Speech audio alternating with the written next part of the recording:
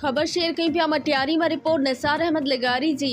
सिंधु में 6 किनाल कढण खिलाफ सिंध तरक्की पसंद पार्टी तरफा हाला में जलसो। सिंध जा नौजवान बेरोजगार गरीब जा ॿार तालीम का वांझायल। सरकारी स्कूल बंद ऐं नौकरियों पैसे ते वेकरो कयूं वञनि थियूं।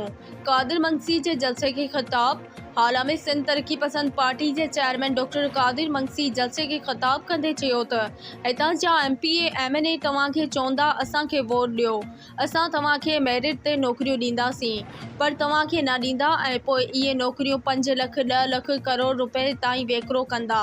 हिन चयो त ही जेके पीर मीर वॾेरा बोतार जंहिंखे तव्हां अवाम वोट ॾेई कामयाब कयो था, पोइ इहे पंहिंजनि माण्हुनि खे नौकरियूं ॾियनि था ऐं वेकरो कंदा आहिनि। हिन वधीक चयो त हाणे जेको ज़ुल्म कयो आहे, सरकारी स्कूल बंदि करे छॾिया अथनि।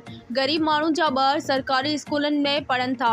हिन चयो त हितां जे MPA MNA जा ॿार प्राइवेट स्कूलनि में पढ़नि था, ॿाहिरीं मुल्कनि ताईं लखें रुपया ख़र्च करे पढ़ाइनि था ऐं ग़रीब माण्हुनि लाइ सरकारी स्कूल बि बंदि करे छॾिया अथनि।